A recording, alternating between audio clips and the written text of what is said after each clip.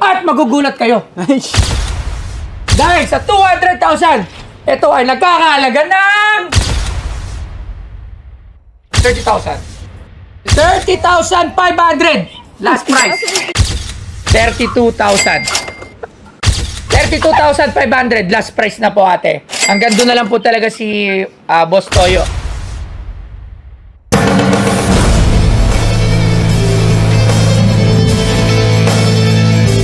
Ayun. So ngayon, ito na, Labs.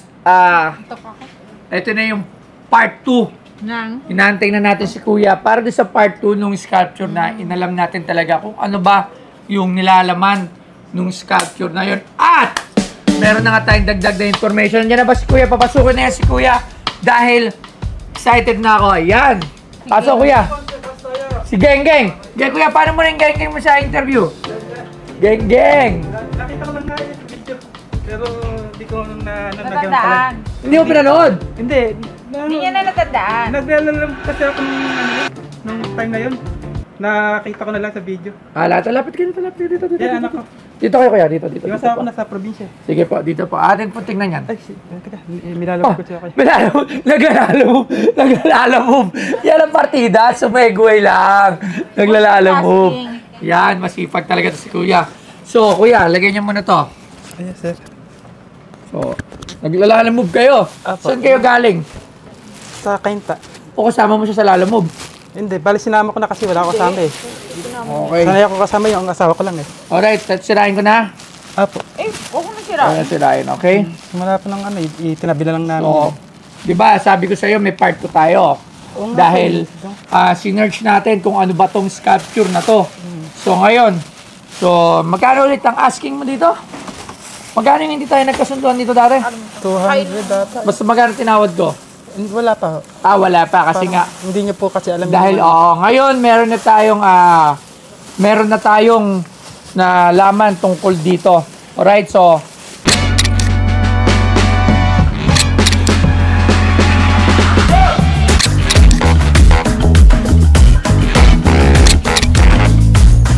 magkano ulit to?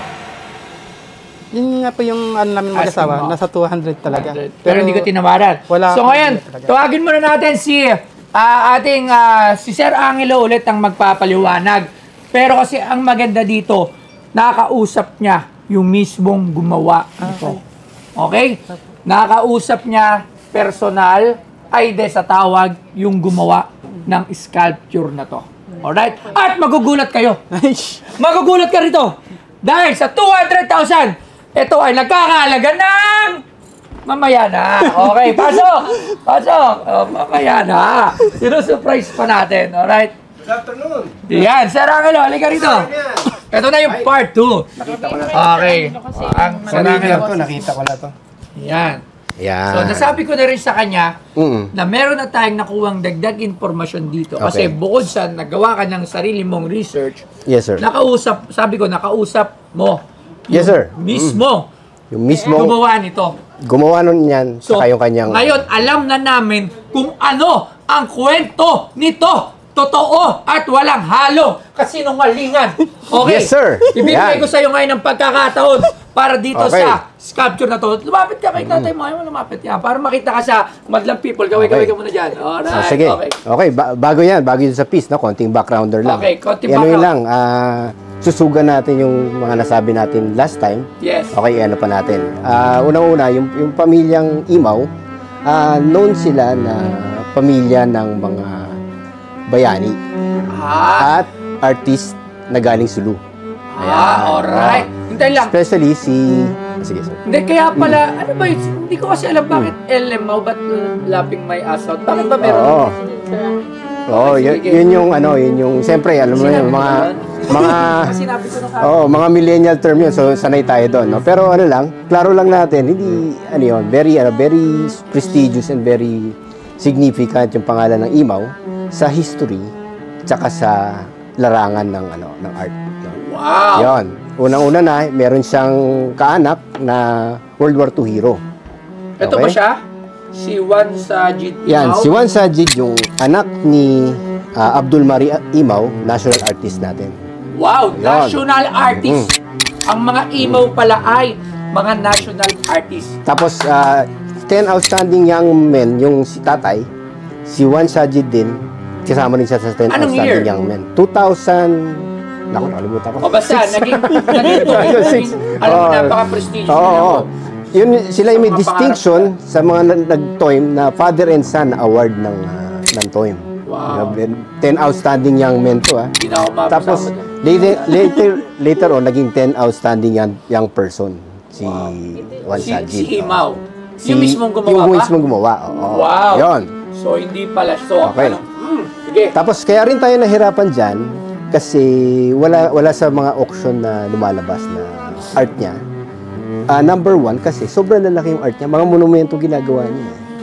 Yun. Ganun pala siya gumawa. Oo. Sa kanya yung lapu-lapu doon sa Manila. Yung lapu-lapu na malaki. Saan yun? Siya gumawa? Oo. Yung sa may National Museum yata yun. Basta yung malaking, yung medyo naging controversial. Noon. Okay. Tapos, yung sundial sa BGC. Sundial sa Oo. BGC. Yung sundial, ano yun? Malaking sundial. Alam mo yung sundial, di ba? Orasan, Yes, no? orasan. Orasan, nung hindi pa na-invento yung mga relo. Ngayon, functioning yun. Oo, kung 1 o'clock, masasabi niya na 1 o'clock. Ang gumawa nun? Si Juan Sajid. Wow. Yun. Ayan. Tapusin muna natin si ano. Tapusin muna natin. Ayan, si Juan Sajid yung gumawa nun. And then, ang dami pa, yung mga bayani, no? Sila Gabriela Silang, sa Ilocos. Kamag-anak din nila. Hindi, yung mga mga monumento, yung gumawa. Ginawa nila. Mga ginawa niya.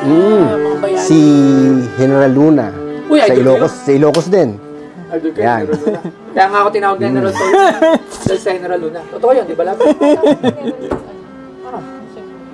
Hindi, iba ba yun? Sige, balik tayo. Ayun, meron din sa Cebu, tsaka sa mga kung saan pa, no?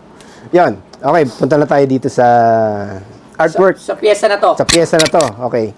Ang original nito, naka-install sa Cervini Hall.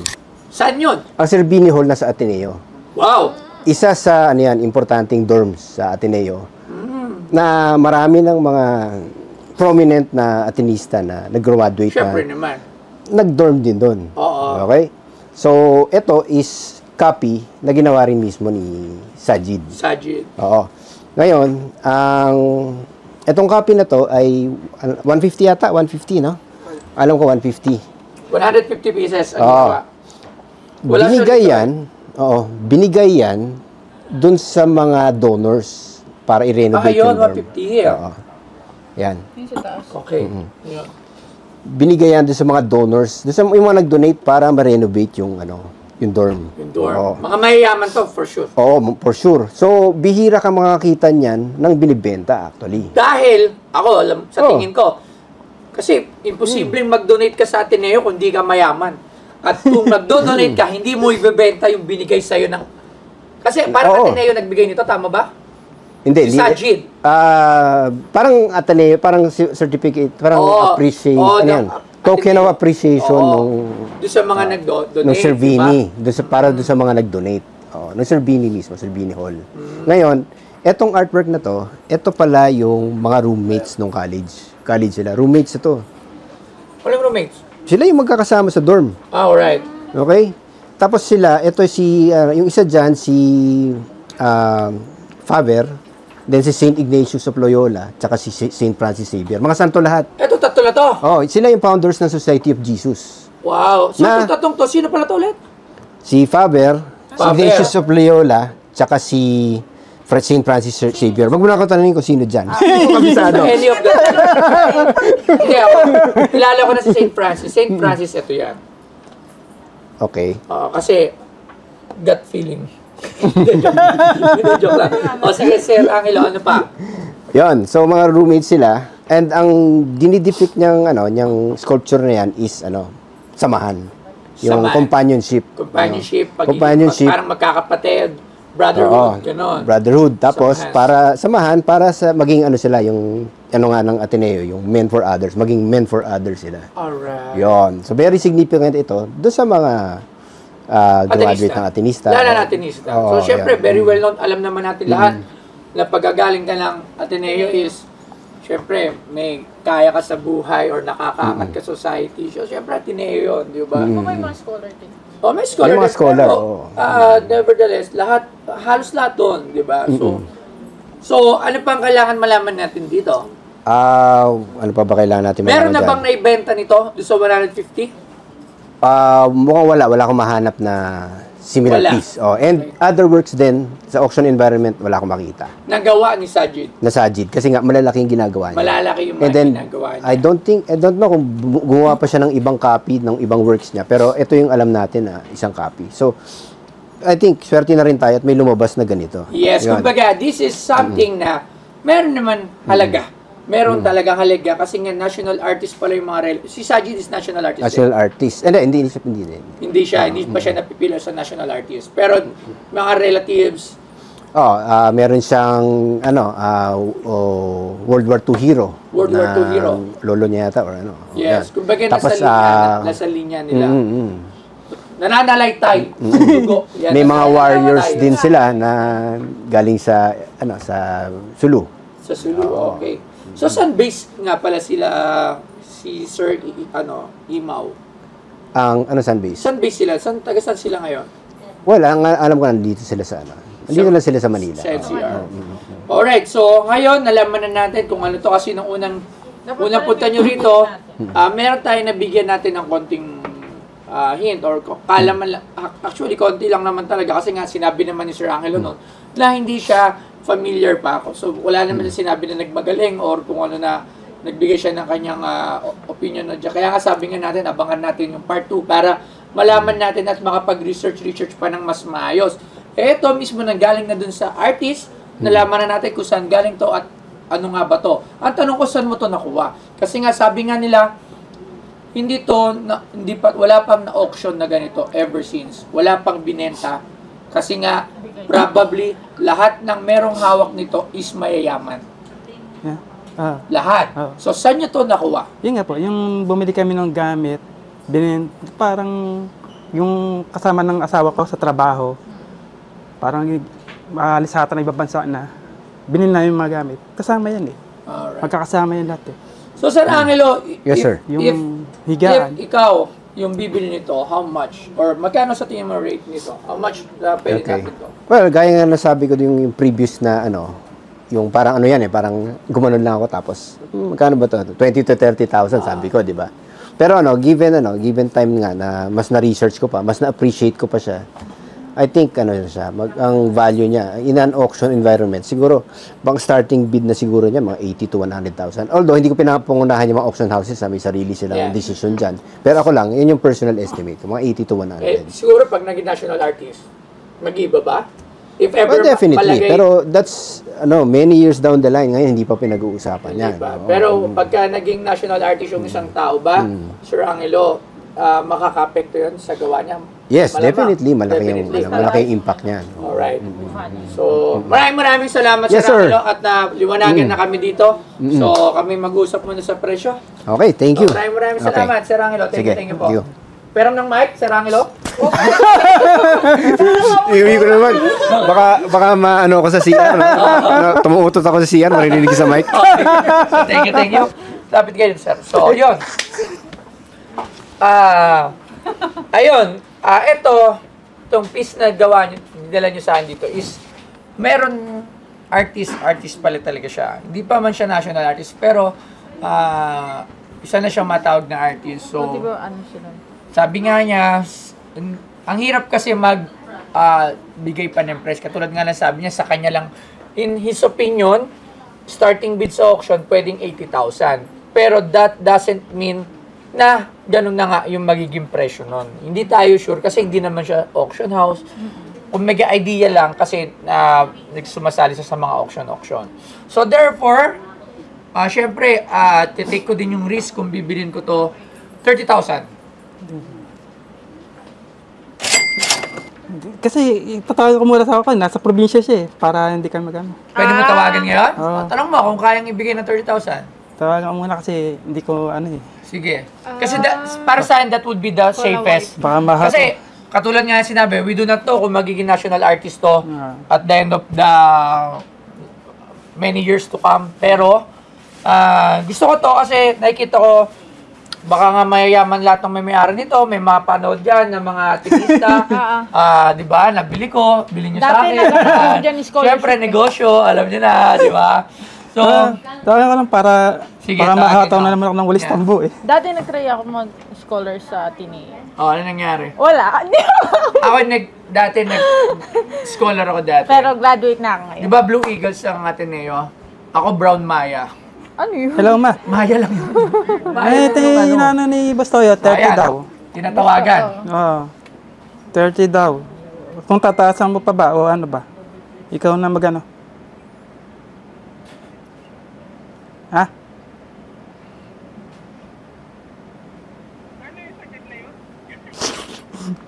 Ang sabi ni Mrs. Sa ganda daw ba yun? Ate, 30,000! Mama Diana! Mama Diana. Mama Diana, 30,000! Sige na! Nagdag. 30,500! Last price! Kasi yung speaker nito. Ay, dito pala. Ba't ang layo naman ano? Kulang pang pambayad ng training ng anak ko. Saan ka ba nag-aaral? Si Siman. Seaman. Kasi, Madam Diana, I could not offer more. Kasi, syempre, susugalan ko to kasi wala pang ang nabibenta nito. So, wala pang nabibenta na auction. Yung si Sir Imaw or yung mga gawa niya kasi nga puro malalaki. At we do not know kung merong buyer na magiging interesado rito. Kumbaga, susugalan ko din lang talaga. 31,000. Yun to. Dito din speaker. Tama dyan. Madam Diana, 31,000.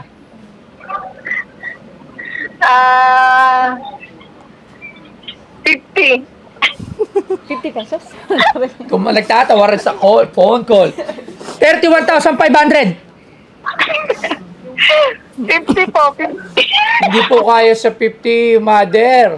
Si Mama Diana naman. Hindi kaya sa 50, Madam Diana. Mama Diana. Kasi yung training na ano ko, 45. Hindi talaga. Eto na, last. 32,000.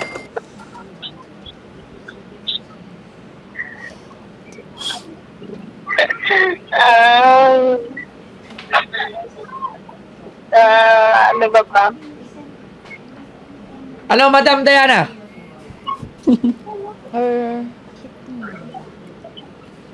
Ano, loves? Ano ba? Konti pa din.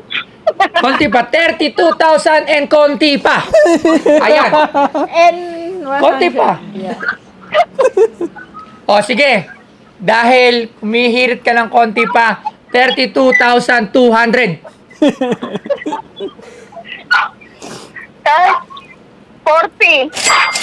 32,500. Last price na po, ate. Hanggang doon na lang po talaga si Boss Toyo. Kasi sa tingin ko, yun yung pinaka-safe price for me. Para kung dumating man yung panahon, may magkagusto nito, maibibigay ko lang kahit mga 50 or 80. We do not know, ma'am, kung sa ngayon, as early as ngayon, hindi ko pa talaga alam kung magkano natin to may out in the near future. So, hanggang 30, mga sabi ko? 32,200. 32,500 po. O, tiyan mo, tumaas na nga eh. Sarado nyo ng 35. Hanggang 32,500 lang po, ma'am. Yan yun. O, diba? Yung ba? Sa probinsya po yan. Okay. 35? 32,500, ma'am. Last tawad. Ano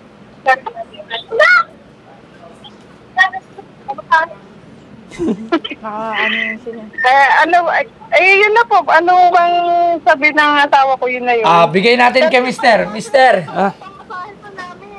Sige, pag-usap po muna kayo. Wag mo muna Baka mahataw mo ko ng walis tambo na naman ito. Ikaw na. Okay daw. Okay na? 35 daw, sabi. 32,500. 32,000 lang daw, 500 pa. Mag-usap muna kayo. Gusto niyo mag-usap po muna kayo Okay. doon? Para mag-ausap muna Oo, kayo ni mga Madam. sisinan. Sige, Pero wag mo cut pong muna sticker, natin. cut Mag-usap na muna natin. sila ni Sir. Sige, Sir. Usap po muna kayo doon ni Madam para makapag-usap po muna kayo. Anak, sabi mo. Habang nag-uusap sila, halika, magbubulungan muna tayo. Bahala na daw ako. Hindi pala yung bulungan, di ba pala yung... Bahala na daw. Ha? Bahala na. Bahala na. So, nasa yung kamay. Ang ano? Ayan. Deal or no deal? Sige, kayo yung... Deal! yung ano. Okay, maraming salamat, Lahat sir. po, boss. 32,500. Punta kayo sa opisina, babayaran kayo. Maraming salamat. Thank you po, So, sir. the first companions. Ayan. Ano pangalan yan? Juan Sahid. Juan Sahid Imaw. Alright, yan. So, nasagot na namin. Sabi ko sa inyo dito sa Pinoy Pawn Star, masasagot natin lahat ng mga katanungan nyo. Alright, maraming salamat. Punta na lang Thank you po po, kayo sir. doon. Salamat. Ito po, bumalik po kami dito sa Pinoy Pawn Star para nalaman na nila yung tunay na halaga ng sculpture ni Imaw. Nagbid kami sa halagang 32,500 at nagkasundo po kami sa ganong halaga. Yun po, maraming salamat po, Boss Toyo, at nalaman ko din yung halaga ni Imaw sa ating kasaysayan.